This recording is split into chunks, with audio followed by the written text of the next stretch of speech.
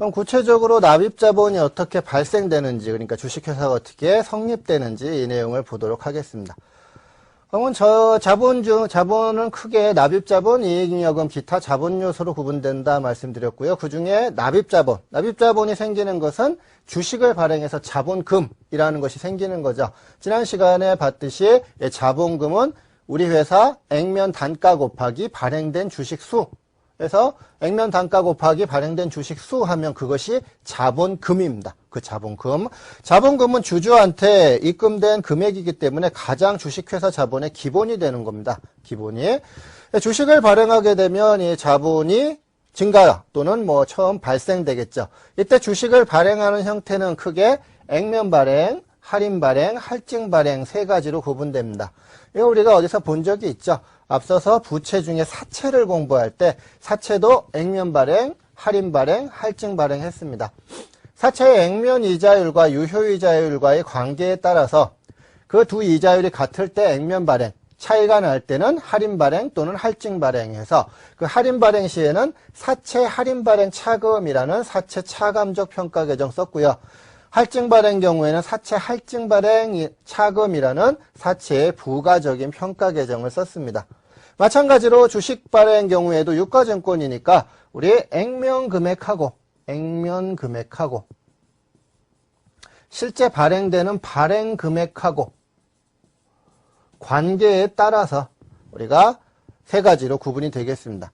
그래서 액면 금액하고 발행 금액이 같을 때, 그래서 뭐 100원짜리 주식을 100원에 발행했다. 그러면 대변에 자본금이라는 자본의 증가죠. 자본금 100원. 이것이 실제 발행도 100원에 발행됐다. 그럼 100원 하면 끝나는 거죠. 이것이 액면 발행입니다. 액면 발행. 그 다음 액면 금액과 발행 금액이 차이 나는데 액면 금액보다 낮은 금액으로 발행됐다. 액면 금액은 100원인데 이것이 80원에 발행됐다. 원칙적으로 할인 발행은 할 수가 없습니다. 왜냐하면 100원짜리를 발행해 놓고 80원밖에 안 들어오면 우리 회사의 실질적인 자산이 80원밖에 안 되죠. 자본은 100원인데. 그러면 이 회사의 자본이 유지될 수가 없기 때문에 할인 발행은 원칙적으로는 불가능하지만 일정한 요건을 갖췄을 때는 할인 발행도 할 수가 있습니다. 그래서 액면 금액은 100원이다. 그러면 항상 자본금은 액면 금액으로 기록하는 거예요. 그러면 대변의 자본금은 100원 증가하는데 실제 돈은 80원밖에 안 들어왔다. 그럼 20원만큼은 이것을 주식 할인 발행 차금이라고 처리합니다. 자본거래예요. 이런 것들이 주주와의 거래가 자본거래인데요. 자본거래에서 지금 비용이 발생됐죠. 이것은 수익비용으로 가는 비용이 아니라 이것도 자본입니다. 자본거래에서 발생한 비용은 비용이 아니라 자본이다. 자본. 근데 자본인데 차변에서 발생됐죠. 지난 시간 말씀드렸듯이 자본은 대변에서 증가하고 차변에 감소되죠. 근데 처음 생길 때 차변에 생기니까 이건 자본의 차감 항목입니다. 그래서 이러한 주식 할인 발행 차금이 뭐 납입자본에 속하느냐 아니면 자본유지 조정에 속하느냐 이것은 하나도 중요한 것이 아니다 말씀드렸어요. 주식 할인 발행 차금은 주식을 액면 금액보다 낮은 금액으로 할인 발행했을 때 그 차액을 주식 할인 발행 차금이라고 하고 주식 할인 발행 차금은 자본의 차감 항목이다. 이것이 중요한 겁니다. 자본의 차감 항목이라는 것. 자본이고 자본의 차감 항목이라는 것. 이것이 중요한 내용이 되겠습니다. 주식 할인 발행 차금은 나중에 뭐 잉여금의 처분으로 처리가 되겠습니다. 주식 할인 발행 차금. 반대로 할증 발행도 있을 수가 있겠죠. 일반적인 경우는 대부분 할증 발행입니다.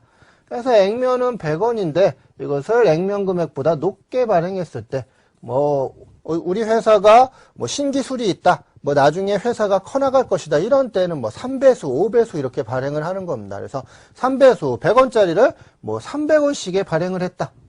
이런 경우에 자본금은 항상 액면 금액이에요. 그래서 자본금은 100원. 근데 돈은 얼마 들어오냐면 발행 금액은 300원이다.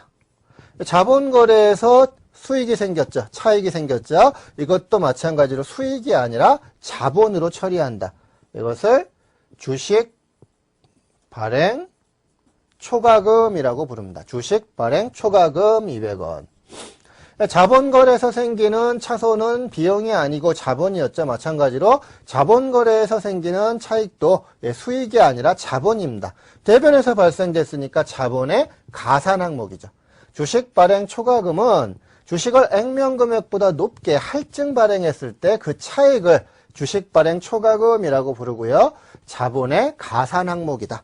이것이 중요한 내용이 되겠습니다. 주식의 가산 항목. 이런 경우에 뭐 신주 발행비가 생겼다, 신주를 발행한다 하고 뭐 신문에 광고를 내고 뭐 주권을 인쇄하고 이런 재비용들, 신주 발행과 직접적인 비용들, 이것이 이제 신주 발행비가 되겠죠. 사채 발행비 같은 경우도 어때요? 사채 발행비는 사채 발행 금액에서 차감했죠. 마찬가지로 신주 발행비도 그 주식 발행 금액에서 차감합니다. 그래서 지금 100원짜리를 300원에 발행하고 주식 발행비가 40원 발생됐다. 대변에 현금 40원이 나갔어요. 그럼 이걸 별도의 비용으로 처리하는 것이 아니라 그만큼 주식 발행 금액이 낮아졌다. 그래서 주식 발행 초과금에서 그만큼 감소를 시켜줘서 회계 처리를 해야 되는 겁니다. 그래서 신주 발행비는 주식의 발행 금액에서 차감합니다. 그래서 주식 발행 초과금이 있다면 주식 발행 초과금에서 그만큼 차감을 해야 되겠고요. 주식 할인 발행 차금이 있다면 그만큼 주식 할인 발행 차금이 늘어나겠죠. 주식 할인 발행 차금의 가산이 되겠습니다. 지금처럼 원래 주식을 발행하면 돈이 들어와야죠. 이게 유상증자입니다. 유상증자인 동시에 이제 금전 출자인데요. 금전 출자. 금전 이외에 부동산 같은 걸로 출자를 할 수도 있어요. 뭐 토지 같은 걸로 출자를 할 수도 있습니다. 이것도 일정한 요건이 있어야 되는데 이러한 것들을 현물 출자라고 부릅니다. 그래서 뭐 돈이 300원 들어왔으면 300원이 주식 발행 금액인데 뭐 토지를 대신 출자했다. 이런 때에는 우리가 이 토지를 평가해야 되겠죠. 뒤에 이제 유형자산 편에서, 앞에 유형자산 편에서 잠깐 봤듯이 우리가 이 현물 출자 시에 이 유형자산의 취득원가는 우리가 교부한 주식의 공정가치하고 취득한 유형자산의 공정가치 둘 중에 명확한 것으로 합니다.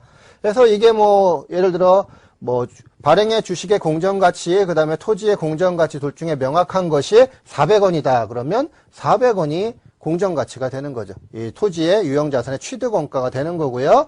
400원에서 뭐 주식 발행비 40원 뺐다 그러면 360원이 발행금액이 되는 겁니다. 그래서 260원이 주식 발행 초과금이 되겠죠. 그래서 현물 출자 시에 우리가 주식의 발행 회계 처리고요. 일단 발생된 자본금은 증가할 수도 있고 감소할 수도 있습니다. 그래서 자본금이